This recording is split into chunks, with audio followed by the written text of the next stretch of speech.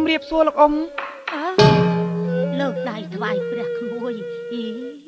អ៊ំដូចជាសពិចសពិលអូចុកក្មួយនឹងជាណាត់ណា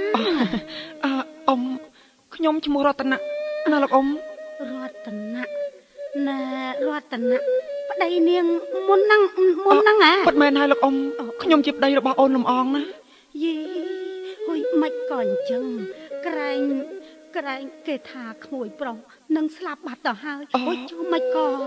ទេលោកអ៊ំខ្ញុំមិនទាន់ស្លាប់ឯណាលោកអ៊ំខ្ញុំនៅចាំថាទីនេះហើយជាផ្ទះចាស់របស់ខ្ញុំនិងអូនលំអងចុះឥឡូវនាងតាណាបាត់ហើយអញ្ចឹងបានជាលោកអ៊ំមករស់នៅទីនេះទៅវិញលំអងគេផ្លាស់ផ្ទះតាមទៅនៅជាមួយប្តីក្រោយរបស់គេហើយណាលំអងមានប្តីពុទ្ធោអូនលំអងមានប្តីក្មួយប្រុសក្រោយលេចលឺដំណឹងថាក្មួយស្លាប់បាត់ទៅដោយលំបាកវេទនាខ្លាំងពេកណាមួយមានកូនតូចផងណោះលំអងក៏សុខចិត្តរៀបការជាមួយក្មួយវិសាលទៅណារៀបការជាមួយវិសាលហ្នឹងហើយលំអងអូនដាច់ចិត្តចោលបងហើយអូនអត់ស្រណោះអាឡោះប្តីបន្តិចណាទេបងស្ដាយណាស់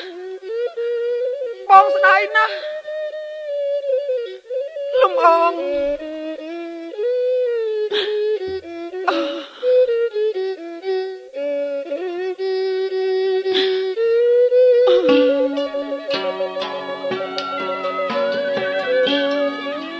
កែវអើយកែវឆ្នាំអើយ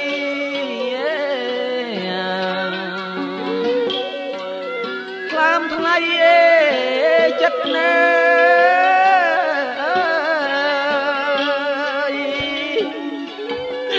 លំអង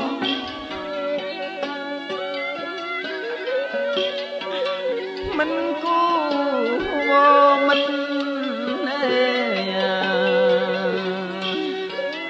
អូនប្រែចិនតាងអើយលំអងអូនកែវអើយកែវឆ្ងាមអើយ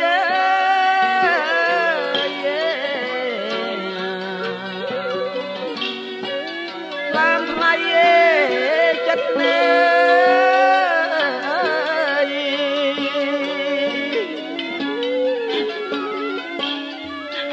មិនគូប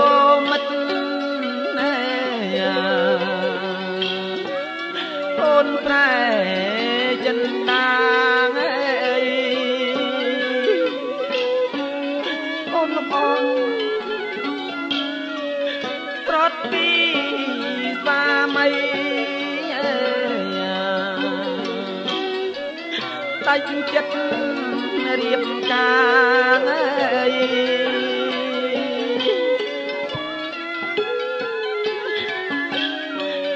ទុកឲ្យ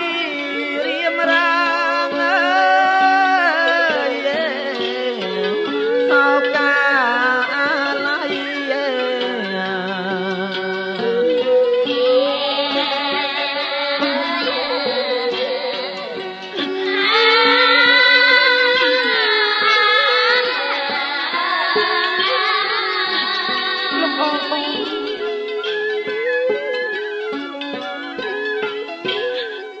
លំអងអូននេះពិតជាកម្មព្រេងតម្រូវពីអតីតជាតិមែនដែលនាំបណ្ដាលឲ្យយើងព្រាត់គ្នាលោកអ៊ំខ្ញុំបាទសូមគោរពលាសិនហើយលោកអ៊ំមិនដឹងធ្វើយ៉ាងម៉េចទេណាក្មួយទៅចុះក្មួយប្រុស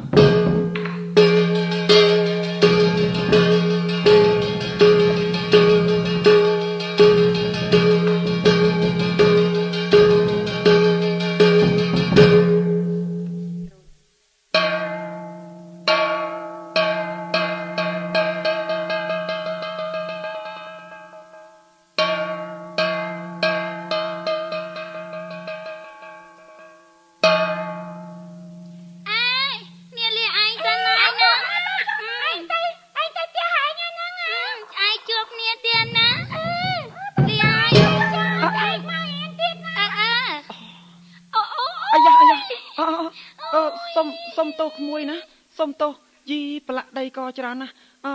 ពូបោះដីឲ្យពូបោះដីឲ្យណាតែមិញនេះលោកពូការប៉ិតខ្ញុំរត់មកប៉ះពូទេតាលោកពូក្មួយរត់មកប៉ះពូមែនប៉ុន្តែក្មួយដួលពូអត់ដួលឯណាមិញនេះខ្ញុំអវល់លើកដៃលាពួកម៉ាក់ខ្ញុំដើរអត់ដើរហើយមិនបានមើលលោកពូទៅបានជាប៉ះលោកពូដួលបែបនេះណែពុកម៉ែខ្ញុំប្រាប់ថាបើមានការជ្រុលលើចាស់ទុំគាត់ឲ្យខ្ញុំទៅសំពះចំតោហើយទៅគេហៅថាកូនឲ្យក្មួយចំតោណាលោកពូប្រសើរណាស់ក្មួយស្រីចំជាចេះដឹងមែនណោះចុះក្មួយឈ្មោះអីដែររួចឪពុកម្ដាយនៅឯណាចាលោកពូខ្ញុំឈ្មោះធីតាហើយអ្នកពុកខ្ញុំឈ្មោះវិសាលម្ដាយខ្ញុំឈ្មោះលំអងគាត់នៅភូមិកំបលនោះវិសាលលំអងប្រហែលជាលោកពូគិតអីហ្នឹងទេពូអត់គិតអីទេក្មួយស្រីចុះសាលារៀននេះណែគេហៅសាលារៀនអីដែរចាលោកពូគេហៅថាសាលារៀនតាផែមលោកពូល្ងាចណាស់ហើយខ្ញុំលាលោកពូទៅហើយណាខ្លាចម៉ែខ្ញុំមើលផ្លូវលាហើយលោកពូក្មួយស្រីឈប់សិនពូហាក់ដូចជាមាននិស្ស័យជាមួយក្មួយណាណានេះហុចដៃមកពូរុំកណាត់ពាក់ចិញ្ចៀននេះឲ្យណាក្មួយណាទេទីតាមិនហ៊ានយកទេលោកពូអត់អីទេរបស់នេះមានតម្លៃយ៉ាងនេះខ្លាចម៉ែគាត់ថាខ្ញុំលួចគេណាលោកពូមិនអីទេយកទៅឲ្យរួចប្រាប់តាមដំណើរចុះណាគាត់ពិតជាមិនប្រកាន់ខឹងនឹងក្មួយឡើយពូលាសិនហើយណាក្មួយណាចាធីតាអរគុណហើយលោកពូ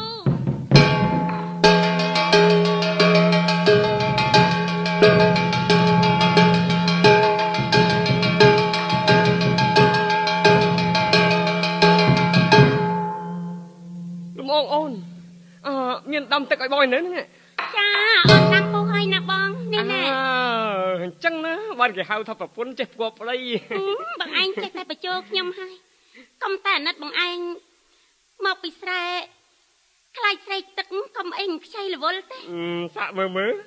តែអូនឯងធ្វើយ៉ាងនេះបងនឹងរកមួយទៀតភ្លាមហើយនេះបើតរនៅភូមិកបូលនេះមិនបានតរកដល់ភូមិទួលតឡាត់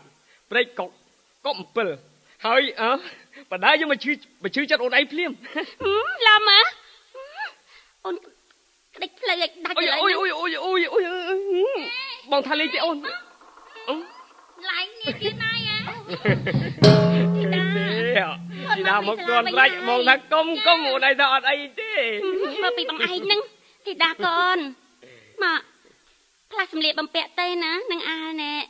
មិនទឹកញ៉ាំបាយណាកូនណាហើយកូនភ្លាមច្រើនណាស់ហើយនេះអីនេះមើលយេធីតាកូនឯងបានចិញ្ចៀននេះពីណាមកបានពីណាមកកូនមានពូម្នាក់គាត់ឲ្យកូនណាម៉ែពូនោះគាត់ពុកមាត់វែងគាត់ណែថាកូនណែឲ្យកូនយកចិញ្ចៀននេះណែមកឲ្យពាក់ឲ្យកូនរួចណែកូនអត់លួចគេទេម៉ែឲ្យកូនមែនទេចាចិញ្ចៀនគឺចិញ្ចៀននេះហើយតែកាលពី7ឆ្នាំមុនខ្ញុំបានឲ្យទៅបងរតនាចុះអីឡើយមិនក៏ចិញ្ចៀននឹងមកដល់ទីនេះបងវិសាលបងយើងគួរតែគិតយ៉ាងម៉េចអូនយើងគួរតែទៅតាមរកមើលបរោះនោះសិនដើម្បីសាកសួរឲ្យដឹងការពិតមែនទេបងពិតមែនហើយអូនធីតាកូនចាចុះឥឡូវគេទៅណាហើយចាបងគាត់ទៅណាហើយគាត់ទៅកង្កាបចលារៀនខ្ញុំបងវិសាលបងបញ្ញាប់ឡើងបងទៅអូនទៅគាត់ប្រហែលជាមិនទាន់ទៅណាឆ្ងាយទេធីតាកូននាំម៉ែទៅបញ្ញាប់ទៅកូនចា